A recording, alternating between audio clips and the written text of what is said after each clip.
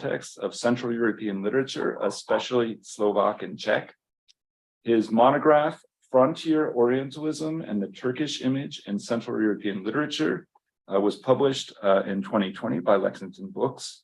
And he is also co-editor of the collected volume in progress, Home and the World in Slovak Writing, A Small Nation's Literature and Context. And today he's going to be presenting on a fascinating comparative topic about the Turkish presence in one of the best loved Slovak fairy tales. So, Charles, great to have you here. Take it away.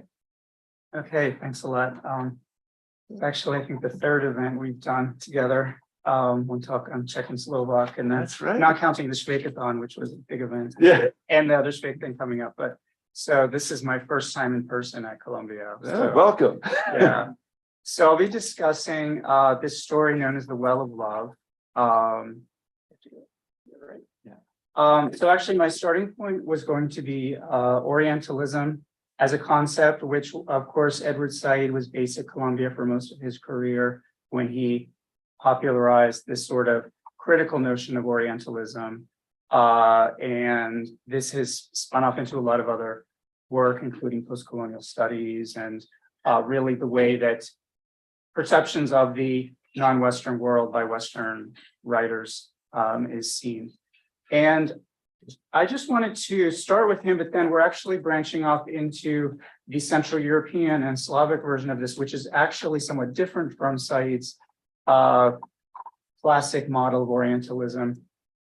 And one of the few references he makes in his main work, Orientalism, which is focused mainly on British and French literature, Western European literature, he touches very, very briefly on the Habsburg context, and I think even less on Russia. But he does talk about sort of this rebirth of sort of national character, and he does suggest that his model is mainly focused on the 19th century. But if you look back at the 18th century, there was actually a somewhat different perception, which was less, let's say, colonizing and less overtly negative. And so he alludes to Mozart, and there's just this one quote I took from Orientalism, which is that an 18th century mind could breach the doctrinal walls erected between the West and Islam and see hidden elements of kinship between himself and the Orient. So there's a more sympathetic view of the Orient, which in this case is the Ottoman Empire. And this is actually what we see in this legend, a fairly unusual case of a very sympathetic and admirable character coming from the East. Now, there have been various critiques of Said's theory, and one of them that is most relevant for the Slavic context is Vitaly Černetsky, and this was back in 2003. He was discussing in his article, Post-Colonialism, Russia and Ukraine, the way that Said leaves out anything further east definitely beyond Germany. So his, Chernetsky's critique even then was that Said only narrowly escapes the misjudgment of largely ignoring the complicated nature of the Russian-Soviet Empire, and the addition of Eastern and Southeastern Europe to his overall scheme challenges the otherwise dangerously looming binarization in a profound way. Obviously, these issues have come much more to the forefront in Slavic studies recently, but that was already something that was part of the discussion. So my work has been based on the concept of frontier Orientalism, which the frontier specifically between the Austro-Hungarian and the Ottoman Empire, and developed by an Austro-American actually, anthropologist, Andrei Gingerich, based in Vienna. And he was he is an anthropologist of the Near East, but looking closer to home at the way that that there is this lingering Orientalism in Austria, which does differ in some ways from the West European Orientalism. And that's, of course, because of the direct contact along the constantly shifting historical border with the Ottoman Empire. So his definition of this frontier Orientalism, which he first proposed back in 1998, and that's kind of the central theoretical concept I use in my book, which is that frontier Orientalism is a relatively coherent set of metaphors and myths that reside in folk and public culture. So it's something that it comes from the historical experience, but it's sort of been absorbed into this almost subconscious level of, sayings and even like rituals and things. And so he suggests that the representation of the Oriental Muslim places the home country and its population along an adjacent territorial and military borderline, which is imbued with a timeless mission. And this is the main distinguishing feature with Said's Orientalism, which is like a colonizing Orientalism in which the West is in the position of power, and both the sort of scientific dominance, but also a political military dominance.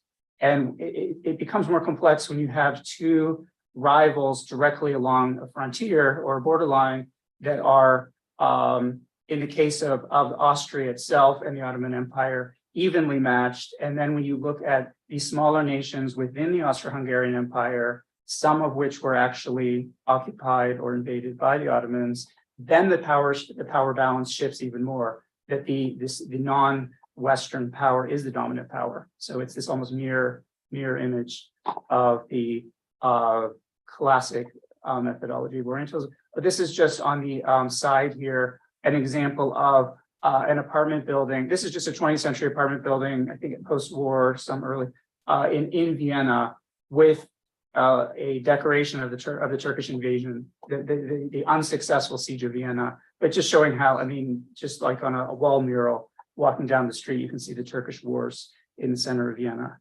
And my example is just a little bit further north in today's Slovakia, which at the time, which was Hungary, or later Austria-Hungary, but Trenčín in northwest Slovakia.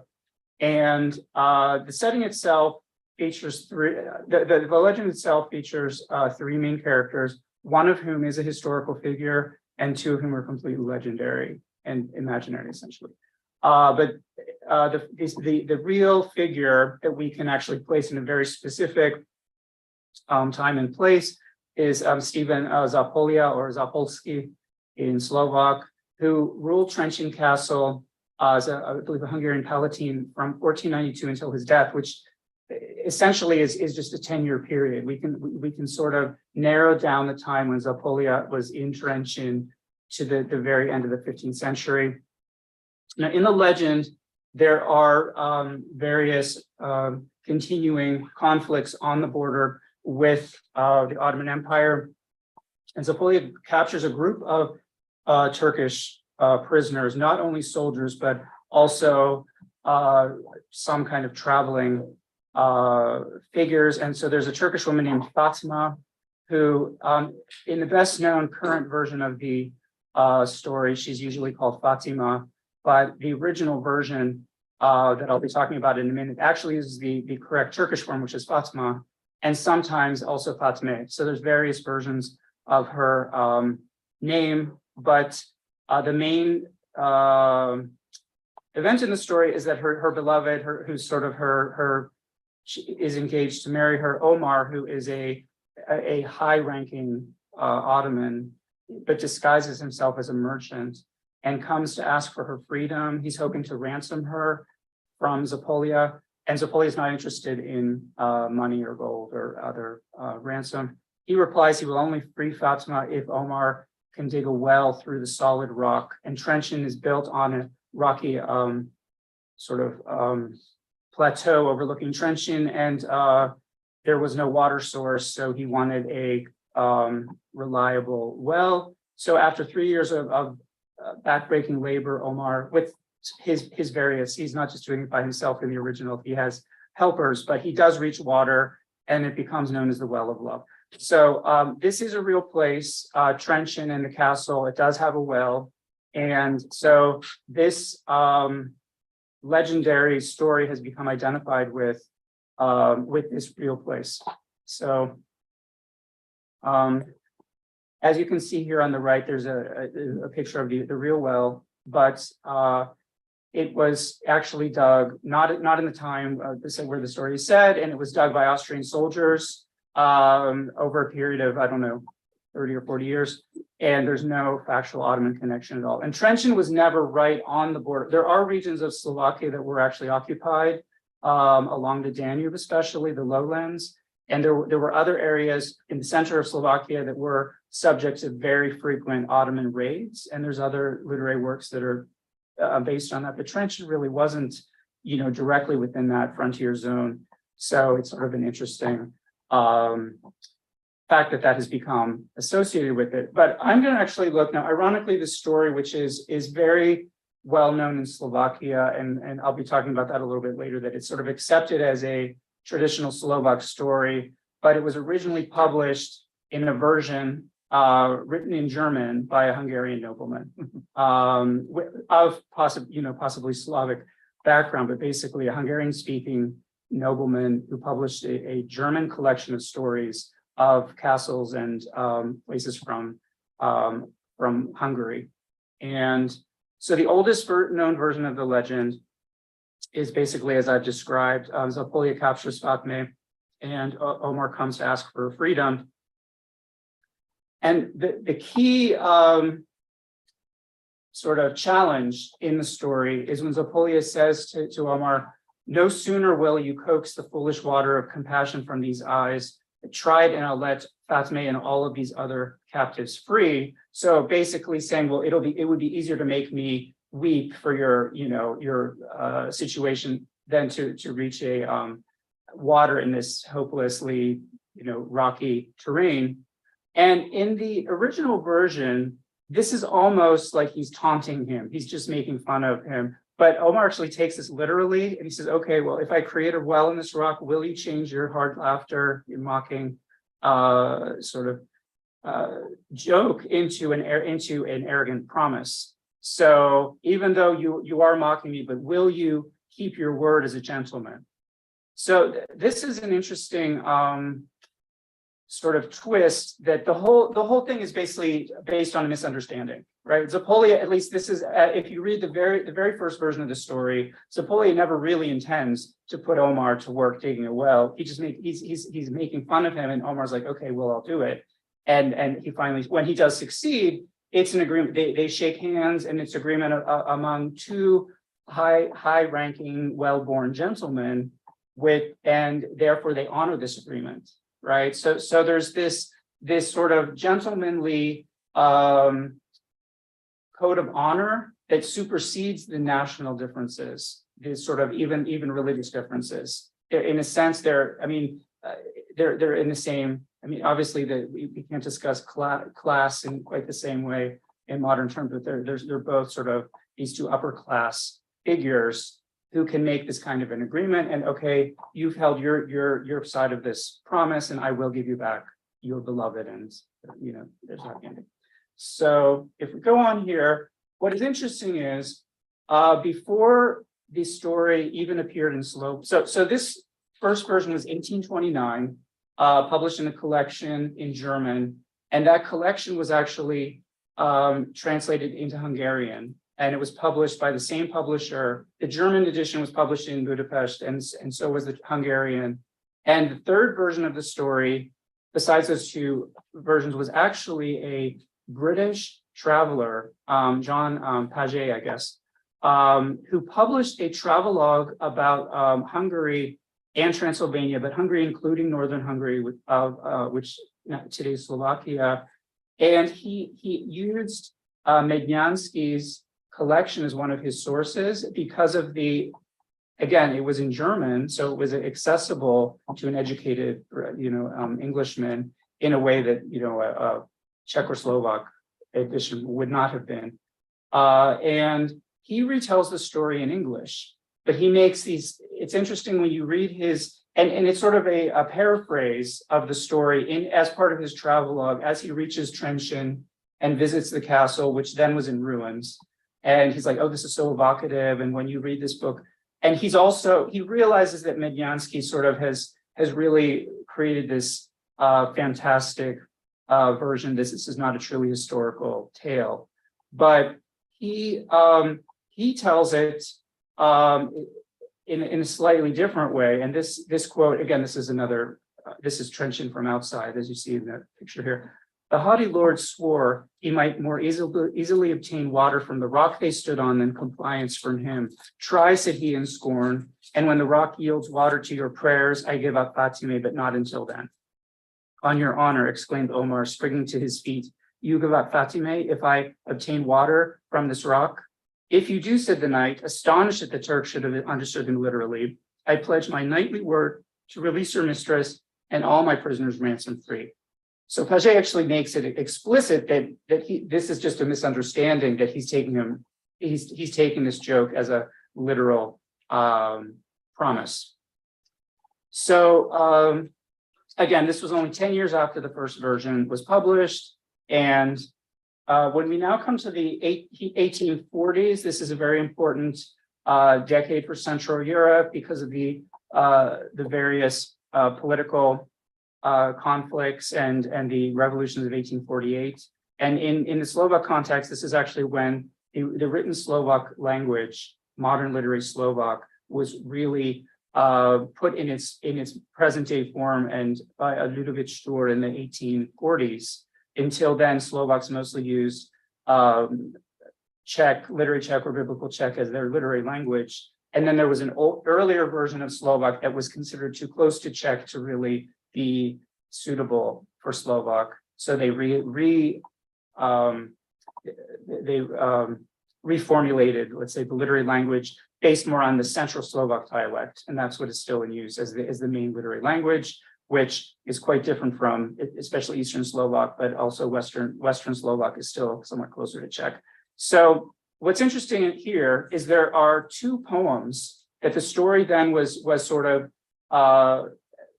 first turned into kind of a travelogue version, and now it has been transformed again into another genre, into a poetic version. And one of these was actually written by the older brother of Ľudovíť Štúr, Karol Štúr, not as well known a figure, but also part of this Slovak national awakening of the 1840s, which was really when Slovak literature definitively broke off from Czech. Even up until the 1820s, some of the major Slovak poets were still writing in Czech, like Jan Kolar. Then there's this period when they're sort of parallel, and it's like these writers are claimed by both. And with Ľudovíť Štúr, Slovak literature really broke away. But Karol Štúr was still writing in Czech up until 1844, and he wrote this poem, which also differs from Mednyánszky, the original German version by the Hungarian writer. And it almost suggests that Karol Štúr, this is my speculation, that John Paget's travelogue had then been translated into German.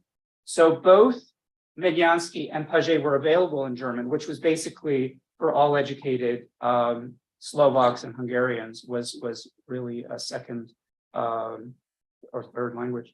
So in the scene where Omar and Fatima are they are reunited in Trenčín, it's much more romantic. In Mednyánszky's version, it's very subdued, and I think they don't even really speak. Whereas in Paget, he's sort of maybe on this the influence of romantic poetry, that they rush into each other's arms, and then you can picture almost romantic music in the background. And this is how Karol Štúr actually portrays this, even though you would assume that his main source would be Mednyánszky, the version written in German, and then whether they read it in German or Hungarian, both of those languages presumably would be equally accessible to someone like Karol Štúr. But this version is very romantic. They both fly into each other's arms, hearts burn in the heaven of love, burning without pretense. And once again, this is this gentlemanly agreement between the two, between Zápolya, Stephen Zápolya, and Omar. And Zápolya says, "Take Fatima and take freedom when you bring forth water from this rock. If you have my promise, where is your right hand?" So Omar's like, "Okay, let's shake on it. I will do this." And of course he does. And at the end, they even have like a little feast, a good, farewell feast for the enemy to go off and take his ransomed bride. Only 2 years later, we have what, to the best of my knowledge, is the first version written in Slovak, which was really only, the literary Slovak had been codified only in like around 1844. So there's essentially a brand new language. And he, in one of the first works by Mikuláš Dohnány, who was again one of this small group of Slovak writers that was around Štúr in the 1840s, also written in verse, a poetic version.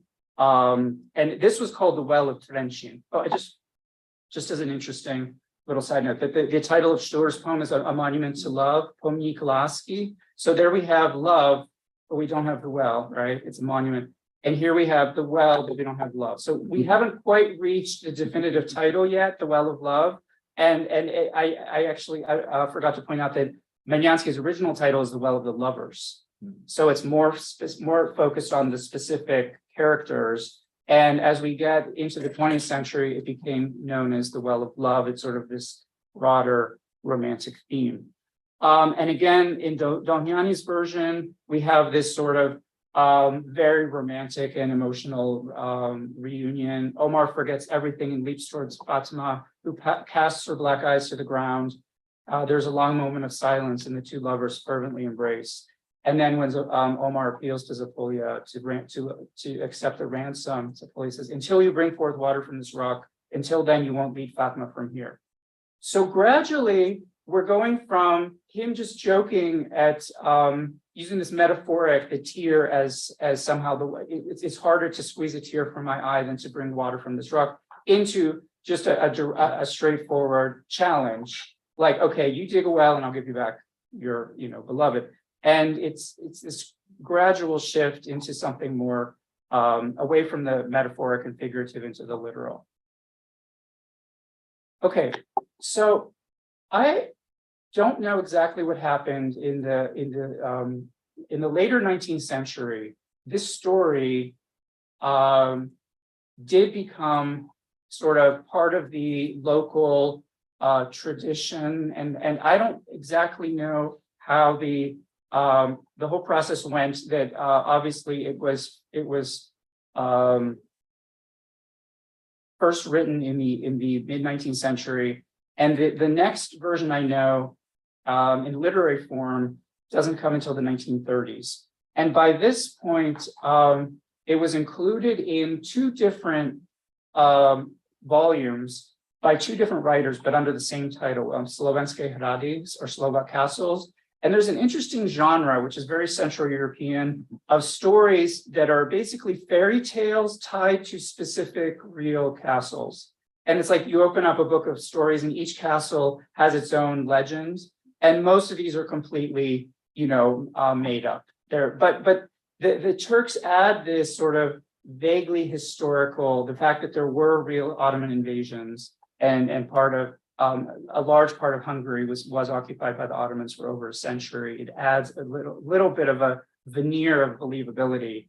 But essentially, the Turks in these stories are completely fictionalized.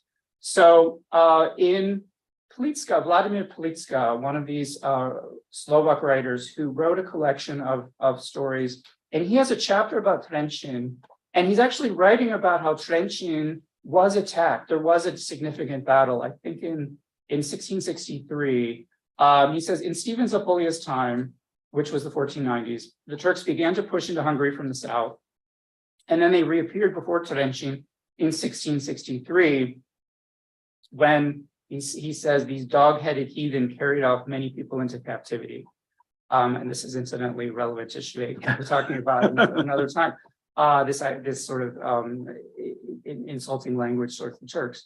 But he moves from these real events, which were the Ottoman invasions that went up until the late 17th century, when finally, with the second unsuccessful siege of Vienna, the Ottomans definitively withdrew from Hungary and then further into the Balkans. And then he goes into his own retelling of the Well of Love, which is directly taken from Mednyánszky. And incidentally, this story was not published in a Slovak translation until the 1970s. As far as I know, there was not a published Slovak. So this book was actually, it was only available in German or Hungarian, which, okay, in the 1930s, German would have still been a fairly widespread language, and Hungarian even in Slovakia, but he wasn't using to my knowledge, a written Slovak source. He's still using a German source to retell it. And this is where we see the first prose retelling of the story, actually a century after it was first written. Okay. So again, there's this parallel thing where the story is, it is somehow filtering into the folk consciousness. And I don't have access to like how that side of it, I don't know if anyone has actually been able to really, in my research, there's very few things that have actually been written concretely on the development of the story. Very few things, and most of them are like, well, we know Omar and Fatima are not real, but it does come from the folk. And to me, it's like, well, the 1820s, this was like the great age of literary forgeries, where everyone wants to have like a great folkloric tradition, so they're just making things up. So Politska's summary. He does use the story, The Well of Love, instead of The Well of the Lovers. So again, his sort of slight shift from this plural into this broader abstract form of love, that I don't know if that's his change, or it reflects the way that the story was being told as a folk tale. But he does refer to it as a folk tale, because that's what Mednyánszky was presenting his collection as. He was just saying, oh, I just went around collecting. And, there's the Brothers Grimm and all these other tales, how much these are embroidered upon, or there's all this work done on that. But at the same time, we had another collection by a writer, Ľudovíť Štúr, again called Slovak Castles. And this is only, just about 15 years after Slovakia gained independence from Hungary within the Czechoslovak Republic, but there was much more of an emphasis on this sort of Slavic, Slovak identity and language and literature was no longer sort of repressed in any way, although somewhat dominated by Czech in a relatively benevolent way. But we see there's this thing of sort of claiming the history of these castles, which these rulers really were not Slovak, right? Whether they were Austrian, Hungarian, how they would have defined themselves, it's very unlikely they would have used Slovak as that identification, even if they thought of their local region as, like, Mednyánszky was definitely sort of a northern Hungarian patriot in a sense, but he was a Hungarian. Okay? So there's another shift we see in Jánota's version from 1935, which again metaphorically compares. So really the original metaphor, if you remember, was sort of the tear with the water of the well. And we have a shift then focusing more on the rock of the castle. And this is one of the best known aspects of the tale as it's told sort of popularly today. Like if you go on the Trenčín tourist website, they retell the story in this sort of like folk version that everybody grew up hearing somehow. And this is what one of the things they do is that Zápolya is actually, he's not as arrogant, and he's actually in this version, he's just kind of depressed because he doesn't have enough water for his castle. He's like, what am I going to do? It's like, so he tells him very sadly that he needs one thing. He says, water, I don't have water, my brother. Find me water in my castle and you'll get all of my slaves for free, including your promised bride. And Omar's almost in the position of like, well, let me think. And then, okay, you'll have water. I will give you water. And then what's interesting is this is one of the more sympathetic and sort of less arrogant portrayals of Zápolya. But when Omar finishes this well and reaches water, Zápolya is like, he says he celebrates like a little child and wants to embrace him. It's like his new best friend. And the Turk pushes him away and parts bitterly, saying, you have your water, but your heart is harder than rock. So he basically like turns around and just leaves. Whereas in the original, it's like, okay, well, we both, like gentlemen, kept our word. And Zápolya doesn't let him leave without all these valuable gifts, because he did do him a valuable service. And here, Omar's like, no, your heart is like a rock, just like the rock I've been digging for the past 3 years, right? And right. So it's an interesting shift there, where again it becomes sort of metaphorical. And this is, I don't know if that shift happened in the sort of folk retellings in the popular versions over these decades, since it was like a print text, or if again Jánota somehow made this shift himself, and that became sort of taken into the retellings. I don't know if it, like the chicken or egg kind of which was the actual origin of this. But this is the first literary version of the tale that has this very important element, that your heart is like rock. And it becomes almost all the versions after that include this. Okay, so there's a very important shift there. Okay, the longest and most extensive developed version of this story is it actually was the basis for a historical novel. Again, mid-30s, it was like a big time for the Well of Love. Somehow this sort of caught on as this really key tale in Slovak history. And Jožo Mednyánszky wrote a story called The Well of Love. So already by this time, this had become the definitive name for the tale. But this is like a, 200-page historical novel with a lot of the real-life historical figures put into the tale. And it really grounds it very much in that time that is only implied. In Mednyánszky's, it's like, well, it's Zápolya, it's Trenčín, it's got to be the 1490s. Well, Mednyánszky goes in, he brings in all these real-life figures that are involved in the Austrian and Ottoman history of that period. And one of the most important is this figure of Cem Sultan, who was the brother. There were the two brothers fighting for the Sultanate, and Cem was the one that was forced into exile, and he was actually tricked by the Europeans, and he basically became a captive in Rome, a captive of the of Western Europe, hoping to get their support in fighting against his brother, but he basically died in exile. And this is all, and Cem is actually part of this love story because he's the one that has somehow, Omar is sort of serving him, and he has been promised Fatima. I think in this version, she's also called Fatima, like the Turkish spelling. That this is all in the background of, the Pope sends letters to Trenčín. It becomes much more like a real, the core story itself is still completely fantastic, but yet that it adds, like a lot of historical novels, it adds this layer of realistic verisimilitude, that you have real events and real figures and real sort of realistic a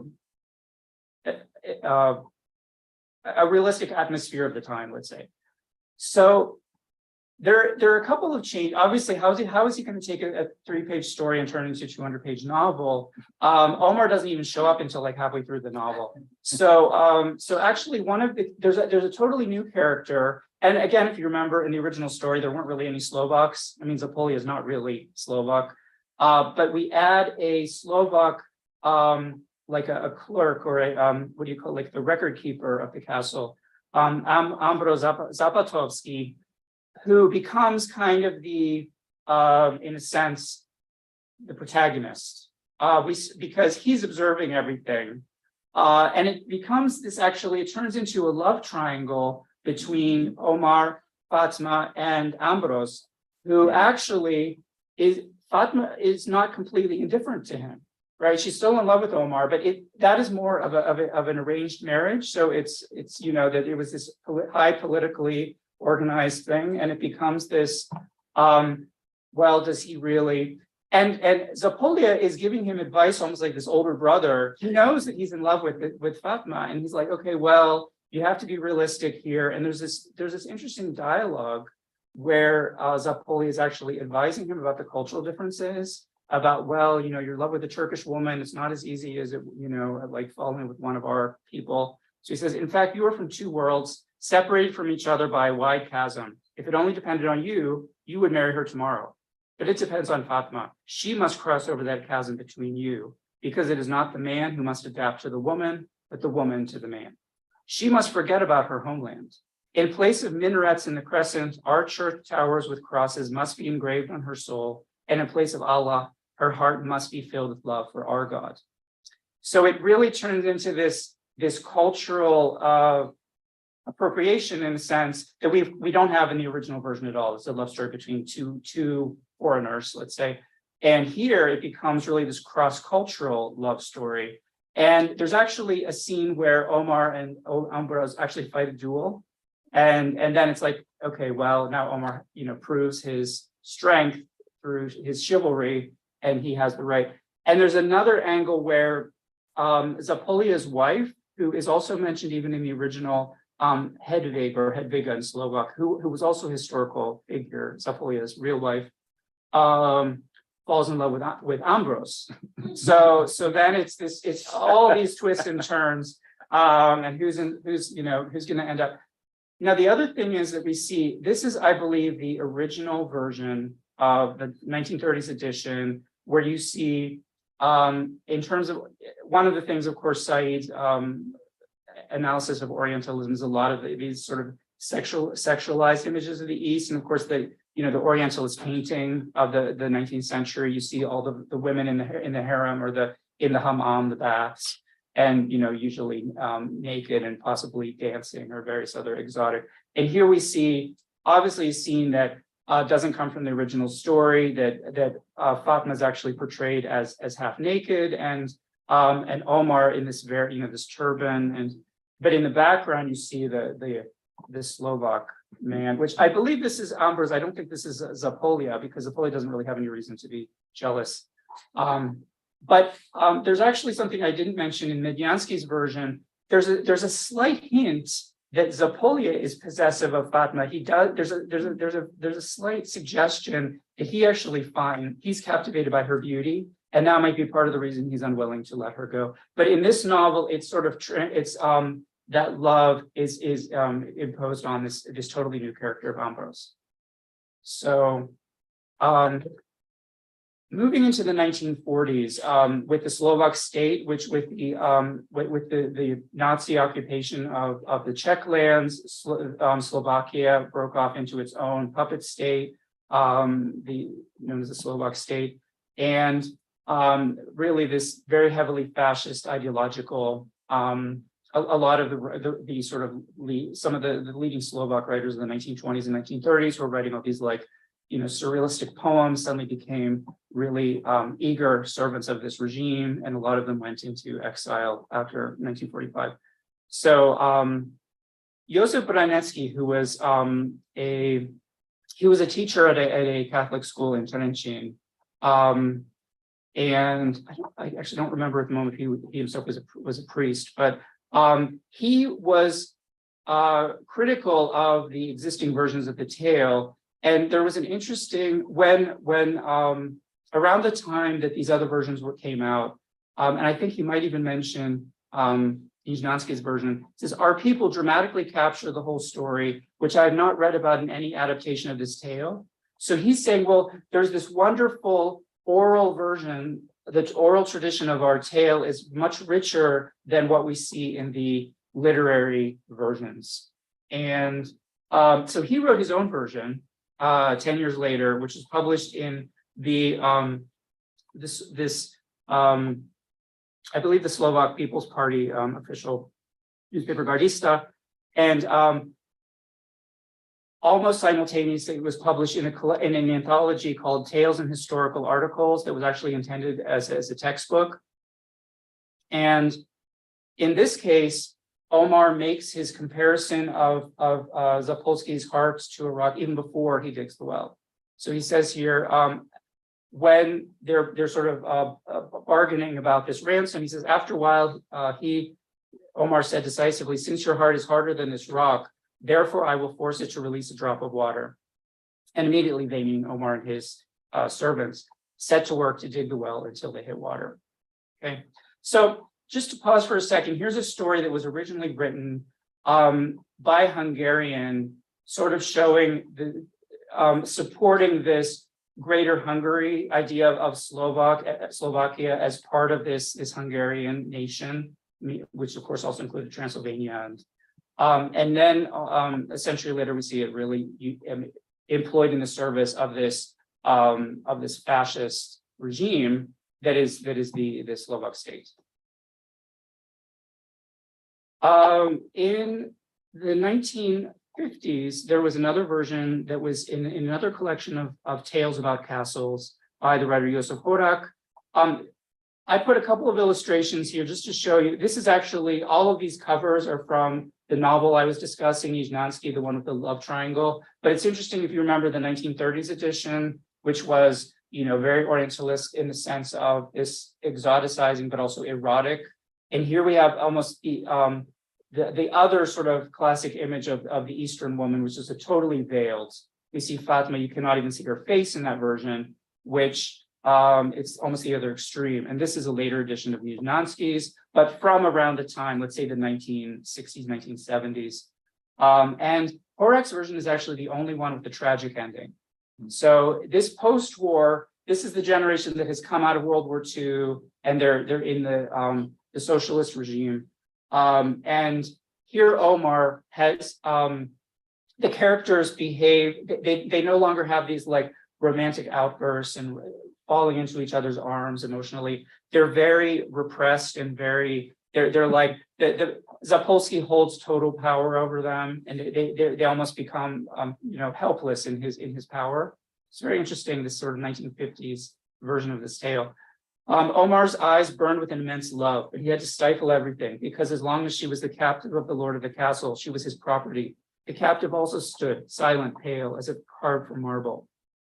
And again, this is where Zápolský actually comes up with this water as a sort of deliberate consideration. And he's like, what do I need? I don't need gold. I don't need, all these other things you brought, horses, but I don't have water, right?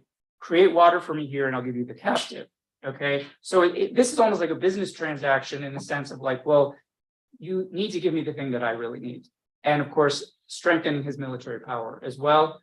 But after Omar succeeds, then he goes, and it no longer is this agreement between gentlemen, because Zápolya opens the door and he's like, well, there you go. There's your blood. And Fatima has died of sorrow. He finds her corpse. Okay. So it's this very different, tragic version that we see. And there's one more version, which I think, I'm not sure it's for it, because these stories have been published in various editions. And so it's a little hard to figure out exactly when they were written, because there's 1960s, 1970s. This is roughly from the early 1970s. This is the most recent version, I think, in a sort of fairy tale style. And Jan Domasta, again, called The Well of Love. And what's interesting about this is that Fatima is a much more active figure up until the time she's captured. She's very independent. And if anybody's familiar with, the Czech Popelka film from the early 70s, right? Again, there's this very active and, we might almost say like proto-feminist version of Cinderella. This very popular in the Czech and Slovak Republic, the Czech-German film version. And she's kind of like that. So Omar is sent to fight on the frontier with the Austrians and leaving Fatima behind in Istanbul. She's just kind of like high, free-spirited young woman. And she goes off herself across the Balkans to find him because she wants to see him. And that's when she like is captured in the forest somewhere. And then we go to Omar's attempt. But like half of the story, Fatima is actually almost the hero of the story, right? And then when we come to the classic part, which is really just sort of the ending of this version, again, Omar compares Zápolya's heart to a rock. But so Zápolya says, I don't have water, but at the moment you find an abundant flow of water, Fatima will be yours. And then he sort of has this sort of very modern kind of like, well, until then you can speak with her once per month, right? You can have this. And then Omar says, good. I see that you have a heart as hard as the rock on which your proud castle stands, but I'll show you that even rock yields to love, right? So this now has really become the dominant theme in the story, as we see here.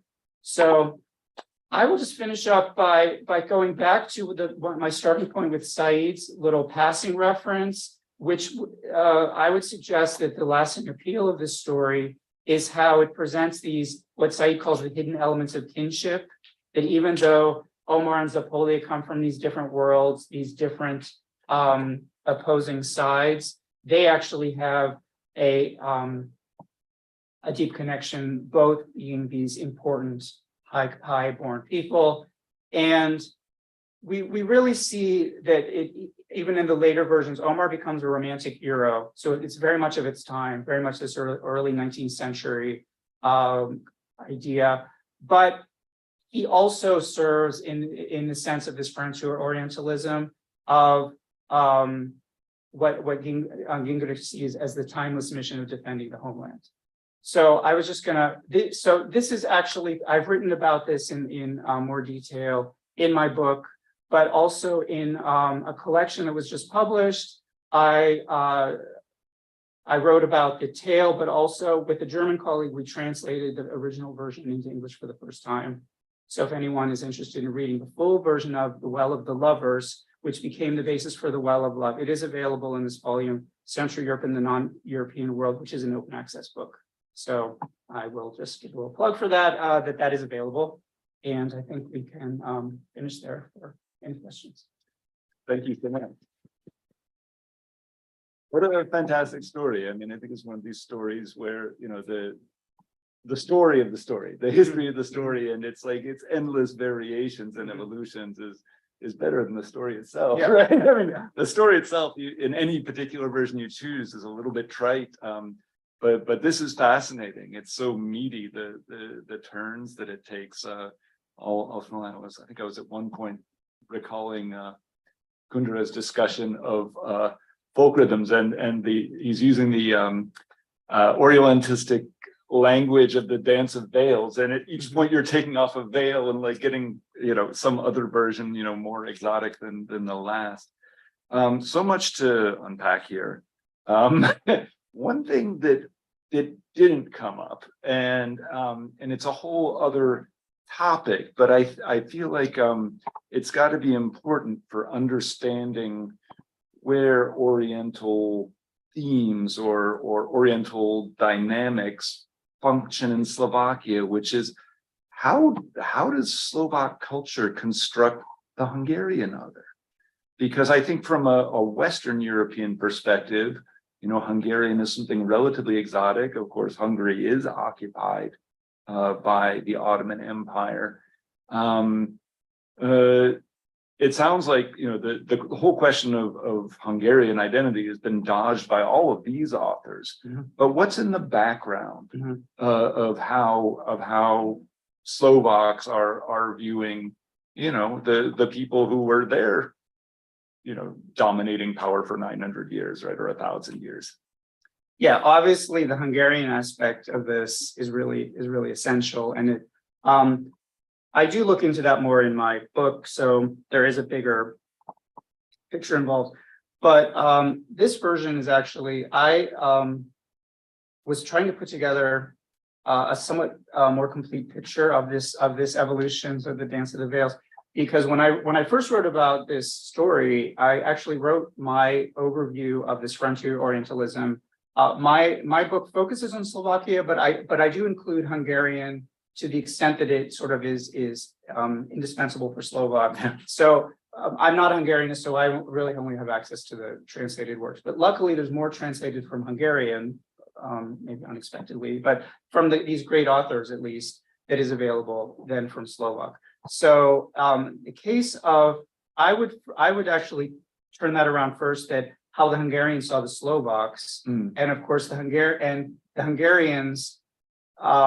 didn't really accept the Slovaks as a, you know, they obviously didn't support this movement of Slovak identity away from Hungarian. So there's this, they wanted to really keep this idea of like, well, what language you speak isn't even that important. You know, we're this Hungarian nation, in Latin, it's, you know, was the binding language actually used in Hungary. But there was also there was definitely a superiority, obviously, as Hungary as the dominant nation of all these other minority nations. And what's interesting is John Paget absorbs that, because his contacts were with upper class Hungarians. So he has a wonderful quote about Slovaks, and he's like, well, I can't say I like the Slovaks very much, to be honest, because he's like, you know, they're these uncouth peasants, and of course, as this, you know, I don't think he was exactly an aristocrat, but maybe some petty nobleman or something. He really appreciated the Hungarians. He didn't appreciate the Slovaks. He found them, you know, very sort of. So there's this exoticizing of the Slovaks, which I think, you know, we see in Hungarian literature. You do see the Slovaks are these sort of funny mountain people or peasants, and even in Mednyánszky's, these are stories from Slovakia, but they're not really stories about Slovaks, right? So in the case of, Slovaks have always, it's been reacting to this, and they can't get out of this power dynamic. But yeah, I think that there's what we might see is taking a lot of Hungarian history, reclaiming it as Slovak history, which, Zápolský as sort of even using the Slavic version of his name as this kind of, I don't think any of the versions explicitly say, he's a Slovak, but I mean that he's kind of the Slovak in the story. So yeah, that's something that the Slovak Hungarian novel really came out of. There was a very strong tradition in Hungary of historical fiction. There was a writer that was even popular in Victorian England, Móryokoy, who was Marus, was his better name, Marus Mjókoly in English, who wrote a number of stories set in the Ottoman Empire as one of the leading Hungarian novelists of the 19th century. And some of them also have Slovak characters as well. So there's definitely interesting overlapping, national identity issues there, obviously, in the 19th century. So. Any questions in this room? Yeah. Yeah, it's very interesting talk. Thank you very much. I had a question about the way that as the story evolves, and how does the religious element or the Turkish sort of Ottoman element evolve? Like, how does you did mention there's one quote of the minarets where they mentioned that it doesn't seem that in the original story that it played, I mean, there were the foreigners, but that they didn't insist on that aspect. How does the view of the Ottoman other evolve, and can you trace maybe these ideas, in the 1930s, why did they think of the Ottoman that way, or I don't know if you. Yeah, that's well, again, these are things that I've sort of written about in a broader time frame, like early modern up until the 20th century. But we see this as these characters are not really portrayed as significantly Ottoman in any real way. I mean, they're really very much sort of like, romantic Western fairy tale figures with Turkish names, with a few exceptions that Fatima or Fatima, she is sometimes mentioned as being veiled, but that sort of comes and goes. It's sort of like this, like in the original version, there's even a slightly inconsistent aspect of the original version, because I think when she is first shown, it's when Zápolya is bringing back, in Mednyánszky's very first German version, Mednyánszky is bringing back all his captives from, the Turkish frontier. And it describes her beautiful eyes and her face,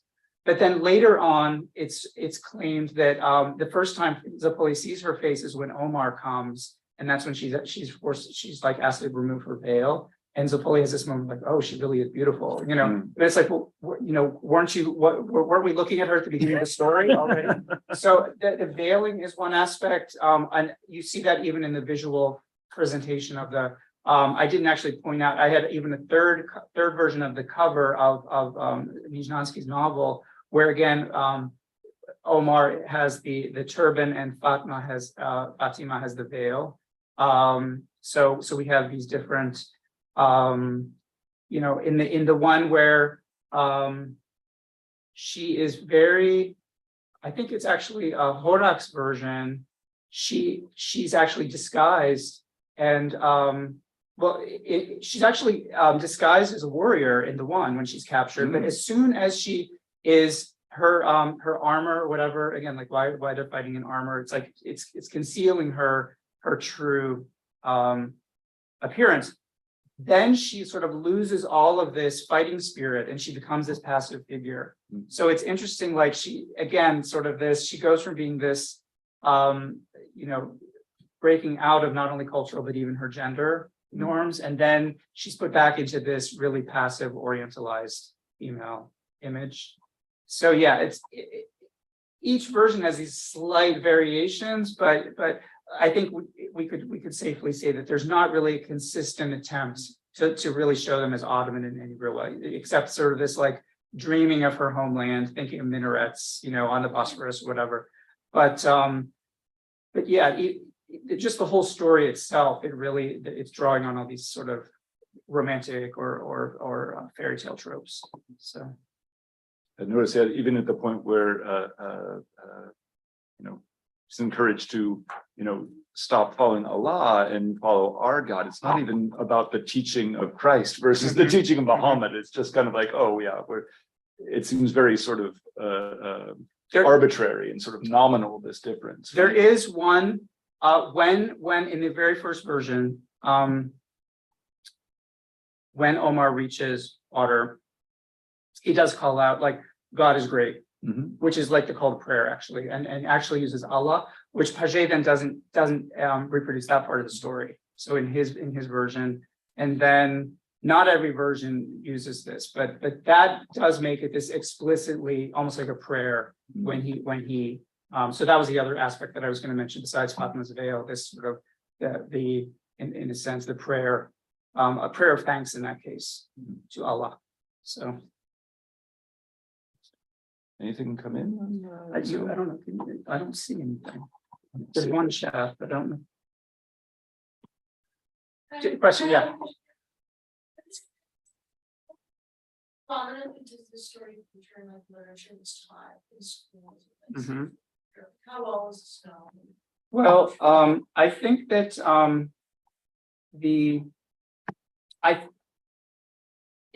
it seems to be quite widely known. And I've actually seen, I don't know, like at an official level, like what grade they learn these stories or something, but it's in these collections of stories which people read them as sort of the local folklore.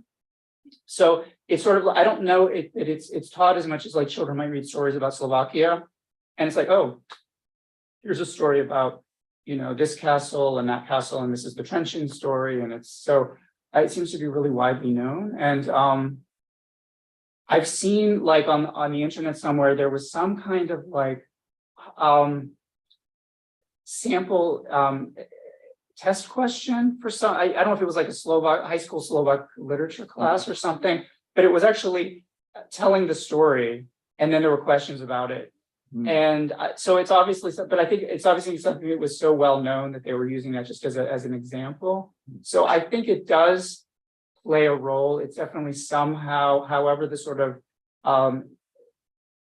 cultural traditions are taught. I mean, obviously it wouldn't be in like a history class, but it would be in some kind of, and again, it's not exactly like literature. I don't know if like Mednyánszky's novel, I don't think his novels are really read in schools so much, but it is definitely something that is widely known that I think beyond Trenčín, it would have to be somehow in the educational system as part of the Slovak cultural, let's say, heritage. And that's why it was so interesting for me, like digging back into the origins. Well, the Slovak version was actually the fifth language that the story was written in, right? After the German original, Hungarian translation, English adaptation, and Czech poetization. And then finally the Slovaks started writing about it, right? But yet it has become this traditional Slovak tale. Does the Slovak have its own version of the word vlastivěda? Yeah, I think they just use. I'm pretty sure they just use which that. is this term you have in Czech for knowledge of the country, which is kind of a combination of American civics, but it's also a lot of like local lore, right? It's like it's a Heimatkunde, right, from German, basically, right? It's the knowledge of the place that you come from, and it's huge, right? And you can totally imagine this coming in. This is your vlastivěda. If you are from the Trenčín area, you have to know this story. And that's why it's so interesting. Even this guy who is like writing in World War II, this really classic, like the claiming everybody you can for Slovak history. All the kings, they were really Slovak. All the Hungarians, they were Slovak. But then it's like these two Ottomans as part of this like really pure Slovak national history, right? And that's, I mean, they're even like, erasing the Czechs from their national history, but they keep Omar and Fatima. And it's really interesting that like somehow, and again, it just goes to show that these aren't really perhaps perceived as truly Turkish or definitely truly Muslim. They're foreign, but in this sort of acceptable way.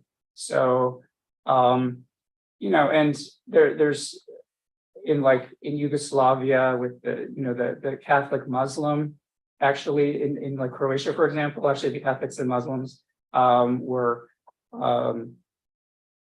getting along. I mean, that they were actually, for the Catholics, the true enemies were the Serbs, not the Muslims, right? So there is this, this idea that the Muslims were not always the true enemy, right? You've got other enemies, and the Turks can actually be on your side. So, are you aware of other places in Slovakia that have a similar legendary Turks that they've claimed? there's one other really important work, which is it is in schools, and it's Trenčín Ponichan, which is like the word Turčín is like the Turkish converts, or it's Potorčinets is the more common term, like the Turkish convert, but usually it's translated as like the Turk from Poniki. And that's a classic poem from the 1860s, I think. I want to say 1863, a little bit later. And that is based on a legend. It's based on, let's say, a real legend, right? In the fact that this, it wasn't just an imaginary legend in the sense that some nobleman made it up, but it is something that came from a sort of folk retelling of a story that when there was an Ottoman raid. It wasn't a part of Hungary that was occupied by the Ottomans, but it was on this border region where they had these raids into villages and taking captives. And there was a janissary who captured an old woman and took her to Istanbul as a slave. And then she saw he had a star-shaped birthmark that exactly like her young son had when he was taken away from her by the Turks 20 years earlier and turned into converted into a janissary. So that is really a very maybe even more central to Slovak culture than Omar and Fatima. But that's, of course, the Turk in that case is not really Turkish. He's a Slovak who was taken by the Turks. And he's for most of the poem, he's a really evil figure because he's torturing this old woman. And then this old woman's like, well, actually, you realize you're my son, right? And then she's like, oh, then he's like, oh, mother, come and stay with us. But it also shows the Turks are living in luxury. I mean, he's a wealthy man in Istanbul. So actually he has a much better life in sort of material terms than he would have had back in the village. But his mother refuses to stay. She's like, I want to be buried with my forefathers. I don't want to stay in this heathen land. I want to go back to my homeland. And that very much plays into this sort of patriotism of the land and the language. So that's sort of the other, and that's actually, I contrast those two where Omar is like the true Turk, and he's he's idealized actually. And where the Turk from Poniki, who is the convert, he shows all of these evil traits of the stereotypes of the Turk, and then turns out that actually there's this saying, the convert is worse than a Turk. That's in a lot of East European languages, which is actually not even used just to refer historically to Ottomans, but it's almost like when you're not born into a community, you have to show your allegiance to it even more, so, and metaphorically speaking. So that's sort of an example of that. Stuff. Wonderful. I don't see any on the chat, so thank you for coming out and joining us. My plan is to whisk Charles away in just a few minutes and take him to the Slavic cultures course, so he can continue his Columbia experience. Thanks for coming. Thank you. That's great stuff. You almost wonder, is in that story about the convert, is the Turkishness almost is that standing in for Hungarianness in a way, right? Like someone who